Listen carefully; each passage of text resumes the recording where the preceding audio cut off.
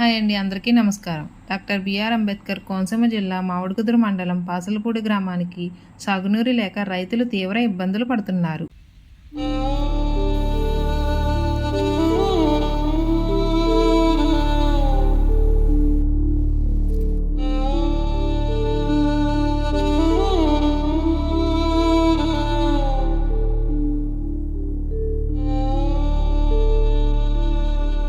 ఇక్కడికి నీరు రావాలి అంటే నాగుల్లంక ప్రధాన కాలువ నుండి వస్తుంది.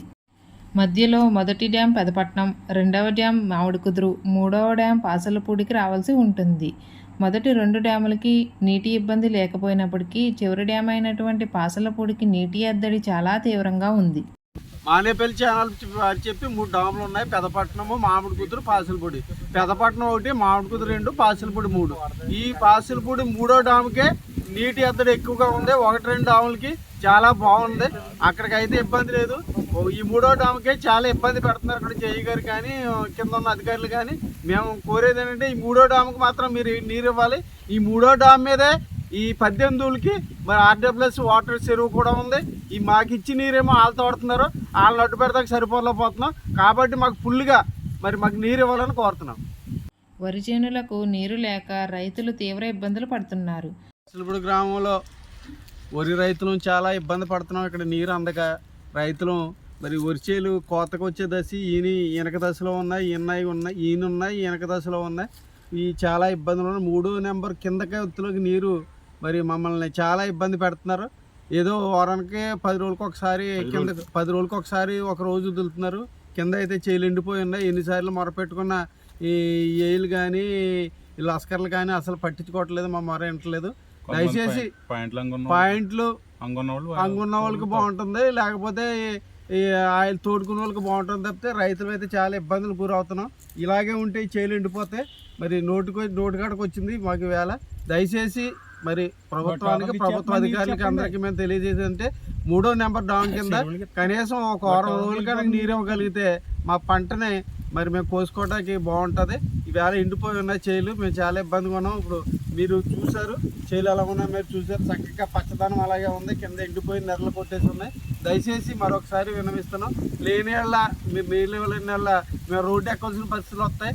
చాలా ఇబ్బందిగా మరి మేము ఉన్నాం. రోడ్డు ఎక్కి మరి ధర్నాలు ఇవి చేయకుండానే మమ్మల్ని ఆదుకుంటారని మేము అనుకున్నాం. సప్లై తోడుకున్నాం, అది కూడా అవకాశం లేకుండా చెప్పండి. ఈ నీటి ఎదురు వచ్చే సమయానికి ట్రైన్కి క్రాస్ బండ్ వేసేవారు గతం, అది కూడా లేదు ఈ సంవత్సరం. అది సాల్ట్ వాటర్ అయిపోవడం వలన ఆ అవకాశం కూడా ఉడిదానికి తోడుకోవడానికి అవకాశం లేకుండా పోయింది. గతంలో అయితే తోలుకుని క్రాస్ బండ్ వేయటం మానేది. ఈ చేపల చెరువులకు అనుకూలంగా చేస్తున్నారు అంతే. అది కానీ చేపల చెరువులు, రొయ్యల చెరువులకు అనుకూలంగా చేస్తా ఉన్నారు.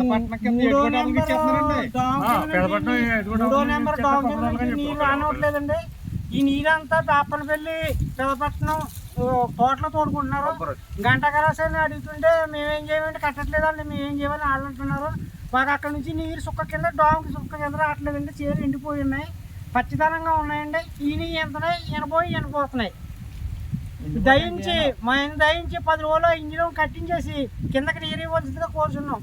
ఒక 10 రోజులు ఇస్తే సరిపోతుంది. మాకు ఒక 10 రోజులు ఇస్తే మా పంటలు మేము దక్కించుకోగలుగుతాం. లేకపోతే మేము కోసుకునే పరిస్థితి వచ్చింది.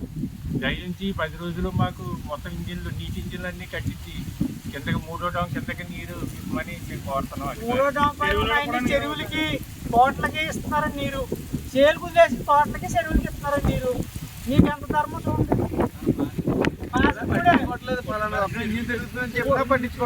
మనకి పాసినపూడి వచ్చి దాంట్లో వాటర్ ట్యాంకులకి ఇలా ఉందండి వ్యాపారం.